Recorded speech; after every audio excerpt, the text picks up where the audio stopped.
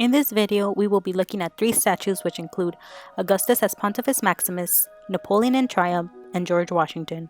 These statues are all leader portraits and present each leader in a form that they wanted to be seen as. For example, the statue of Augustus portrays him as a leader who is closer to the gods than the average man due to his clothing.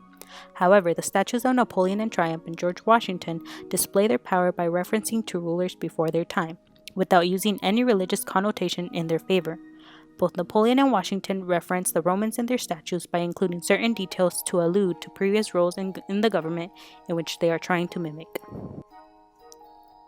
Here we have Augustus as Pontifex Maximus. As one of the most important people of that time period, he made bold moves. However, he was careful when doing so. He wanted everyone to know he was in control, but at the same time avoided being viewed as a tyrant, so he resorted to religion to relate to the people.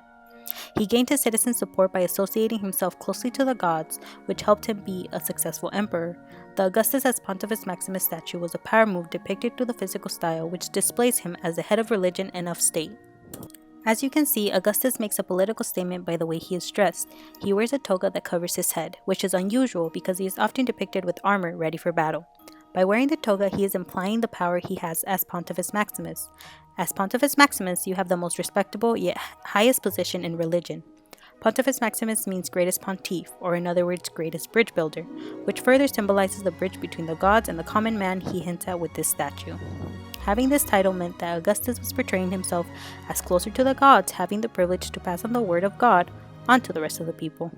Lastly, with his clothing, he subtly portrays himself as a humble, common man, but at the same time elevates himself to a superior stance. Augustus also changed the role of pontifices by making the position a special imperial favor. This means he ended the election of pontifex and made it so emperors were automatically in that position. Additionally, as the head of state religion, he tried to display the power he was entitled to as religious leader, but ironically, he was not as involved as a pontifex as much as he wanted people to believe. With this statue, he also tries to tell his citizens that not only does he have say in senatorial issues, but also in their religious aspects as well. For example, as Pontifex Maximus, they are responsible for sacrifices, games at festivals, adoptions, burials, and ultimately, they're the keepers of the sacred law. Basically, he gets to make the final decisions for both the state religion and the state overall. So one way or another, citizens will have to be under his orders. This is an exemplary way to articulate his propaganda because he elevates himself to a divine position by blending both crucial powers of the time, as emperor and religious leader. Additionally, looking at his stance and body language, it portrays his stability. The way he has his hand out, extending it towards an audience, shows his open arms. By depicting himself this way, it shows he recognizes his citizens and gives them his attention. This is a clever strategy for his propaganda, as he is in a welcoming embrace. The benefit of his open arms makes it so that citizens know he is part of them as well. Augustus is also shown approachable by his relaxed posture.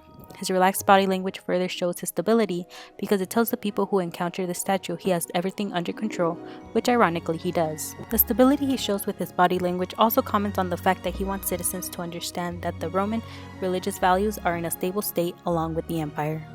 Overall, the physical appearance of the Augustus as Pontifex Maximus accurately represents his political status of that time. Having the power to do as he wished, the statue is a perfect representation of using resources to gain followers, power, and wealth. Centuries later, a French ruler known as Napoleon would be influenced by Roman emperors and how they created their statues. Much like the Roman Emperor Augustus, Napoleon, ruler of France, had sculptures to portray himself as an ideal leader. The statue of Augustus as Pontifex Maximus uses different iconography to show Emperor Augustus as the leading figure for religion. Opposingly, the statue titled Napoleon in Triumph uses many symbols of former great rulers to depict himself as an ideal ruler. This sculpture specifically contrasts with that of Augustus as Pontifex Maximus. Lemont, the artist responsible for the creation of this piece, is seen using symbolism to help sell Napoleon's overarching propaganda of being heroic and becoming the ideal leader, while Augustus shows himself as the head of religion. This piece was commissioned by Vivian Dinan and was originally placed at the Arc de Triomphe de Carousel, but was later ordered to be removed. Napoleon said that if nothing better can be found for the chariot, it should remain empty. Napoleon's depiction in this piece differs from that of other pieces. However, it maintains the common goal of Napoleon's propaganda. He wants to be an absolute ruler. Napoleon's use of propaganda began with the use of the press and written mediums, but later found that the visual arts work at associating himself with the elites. This is done by using different iconography. From France, he uses bee motifs, his hand placement on the sheathed sword, and aspects of his robe. The bee motif decorating Napoleon's robe were considered to be the most ancient symbol of the kings of France. Le Mans also adopts Roman symbolism to portray Napoleon as an elite and, more importantly, as an emperor. He uses slender proportions, an imperial scepter, robes, and an eagle to tie Napoleon to the Romans. Napoleon is also idealized to show his heroism. You can see this done by the eagle, which represents victory, and the scepter, which represents rule. Napoleon also uses some of his personal symbolism to strengthen his connection to great rulers of the past. He uses his plaque of the Legion of Honor and the chain of eagles, which both represent the highest honor of the French military. Additionally, the Napoleonic end shows that Napoleon, physically and metaphorically, is the center power of France. While Augustus depicts his power by the use of symbolism to portray himself as the main figure for religion, Napoleon shows his power by the use of symbols to depict himself as an ideal heroic ruler. Napoleon's propaganda aims at depicting his heroic side and aims at showing his traits as an ideal leader, which has correlations to work done of George Washington, the founding father of the United States. Like Napoleon, George Washington portrays himself as a strong leader without using religious connotations and iconography. The artist, Jean Anthony Houdin, had Washington pose for the statue and followed Washington's request to be dressed in common clothing by portraying him as a modern Cincinnatus. Washington lived true to the idea of being a Cincinnatus as he retires from presidency to live in the country later in his life. Washington wanted to be represented as a common gentleman, yet also as a strong leader. The placement of the sword proves that Washington is ready to bear arms to defend the nation, but is naturally in a peaceful state, as the sword isn't in his grasp in the statue, but within arm's reach. Washington's right arm is resting on a gentleman's walking stick to show his humility, but his left hand is resting atop 13 fasces, which is a bundle of rods that symbolize the power of a ruler and the strength found through unity. The number 13 refers back to the 13 colonies in America. The statue represents the concept of E Publicis Unum, which means out of many, one. This was the motto of the United States until 1956 and refers to the union formed by the separate states. Behind Washington is a plowshare, alluding more to the idea of him being a modern Cincinnatus. The main idea behind the statue was to portray Washington as a common man and not a god or emperor. Washington had a plan to give up his power and presidency once his term was over, and wanted to pass the power peacefully to someone new. Napoleon, Augustus, and Washington all presented their roles in society by creating statues that are styled by their propaganda and iconography to display their authority.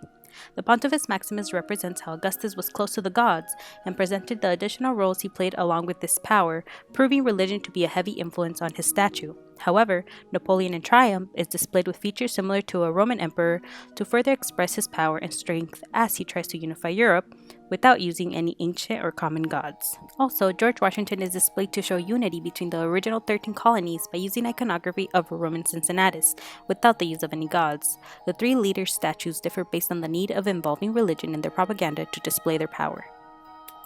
Augustus's propaganda was heavily influenced on the idea of a golden age due to the Romans suffering many hardships in previous years. Rome had gone through a series of tyrants, leaving Augustus wary of being seen as too powerful in the people's eyes. Romans overthrew their last emperor, Julius Caesar, so Augustus's goal was to make himself seem less like an ultimate ruler or god, but still closer to the gods than a common man. The title of Pontifex Maximus explains how Augustus held both political and religious authority. However, this technique of religious authority was completely different compared to Napoleon's approach. Napoleon's propaganda included art in the classical revival style to achieve Roman Republican values of duty, citizenship, self-sacrifice, and sternness. Napoleon reused previous techniques in statues and is displayed with features of a Roman emperor due to his attire. As you can see, the idealized facial features and the slender body proportion. Napoleon flaunts his authority and power by wearing items with heavy influence of the French dynasties that he overthrew. Like Napoleon, Washington doesn't use any religious connotation or propaganda in his statue. Like Napoleon, George Washington also reused imagery from the Romans. However, he was influenced by the Roman Republic. Washington used iconography to refer back to the idea of a Cincinnatus, a Roman Republic leader who, after winning a battle, retired back to his farm. Both Washington and Napoleon rely on symbolism of power from the Romans, but do not relate themselves in gods in any way, unlike Augustus. Like Napoleon, Washington was able to have consent to what his statue would look like by talking to the artists. This allowed Napoleon to flaunt and show off his power more, whereas Washington suppressed it to make himself more modest yet strong. Washington's contemporary clothing makes him humble and human, whereas Augustus's clothing shows he is closer to the gods.